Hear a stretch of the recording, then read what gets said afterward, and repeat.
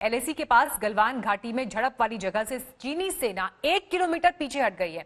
सूत्रों के मुताबिक चीनी सेना अपने टेंट, गाड़ियों और सैनिकों को झड़प वाली जगहों से पीछे ले जा रही है।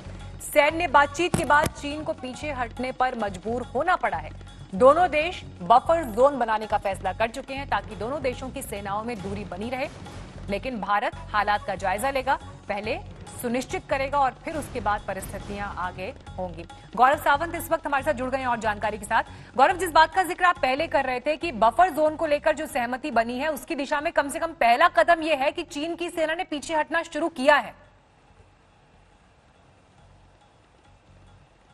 मीनाक्षी, आपने बिल्कुल सही कहा। जबरदस्त दबाव में है इस समय चीन और इस दबाव के चलते 1 किलोमीटर से कुछ अधिक वो पीछे हटने को तैयार हुआ है और पीछे हटने भी लगा है। सेना में सूत्रों के मुताबिक चीन लगभग 1 किलोमीटर उसके सिपाही और उसकी गाड़ियां और टेंट उन्होंने हटना शुरू किया है। इसका वेरिफिकेशन जारी है, लेकिन इसकी कई वजह है। एक भारत का दबाव, एक अंतर्राष्ट्रीय दबाव और महत्वपूर्ण नाले के समय बर्फ पिघलने की वजह से पानी काफी आ गया है और उसकी वजह से चीन की के टेंट और गाड़ियों के बहने का खतरा बढ़ गया था। तो ये मजबूरी है एक तरह से चीन की कि वो पीछे हट गया है और कोशिश ये है कि वो और पीछे हटे। और जो डी इंडक्शन की प्रोसेस है, चीन पर भरोसा आप जैसा बिल्कुल जानती है नहीं किया जा सकता। तो इसीलिए जब तक वो डी इंडक्शन करना ना शुरू करे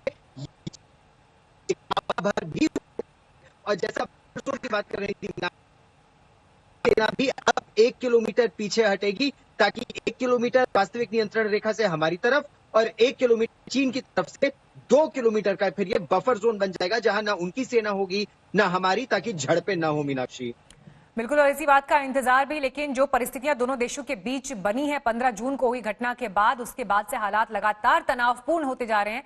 खूनी झड़प वहां पर हुई और इसमें हमारे 20 सैनिकों की शहादत हुई, तो वहीं नुकसान चीन को भी हुआ है। मंजीत नेगी भी जुड़ गए हैं और जानकारी के साथ।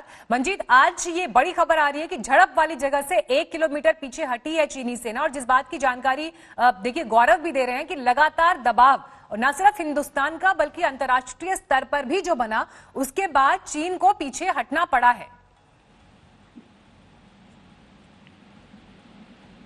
हेलो जी मंजीत, सुन पा रहे हैं आप? जी, लगातार दबाव ने देखिए मंजीत यहाँ पर काम किया है, न सिर्फ हिंदुस्तान का बल्कि अंतर्राष्ट्रीय दबाव भी, जिसके बाद चीन को पीछे हटना पड़ा है।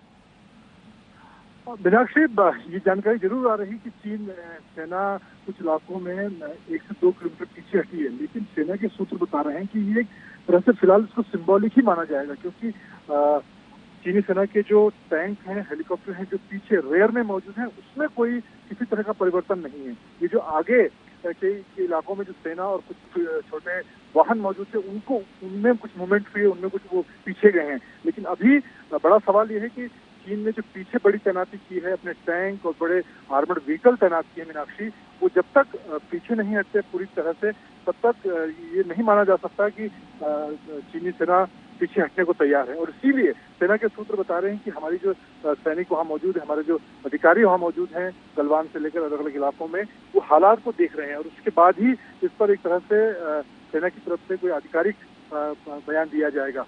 लेह में जो 14 कोर कमांडर है लेफ्टिनेंट हरिंदर सिंह, वो हालात को देख रहे हैं और अभी ये माना जा रहा है मीनाक्षी के अगले 1-2 दिन के अंदर दोबारा जो कोर कमांडर अफसर की बातचीत होनी है, उसमें जो ताजा हालात जिसमें कहा जा रहा है कि 1 से 2 किलोमीटर चीनी सेना हटी है, उसका जायजा लिया जाएगा।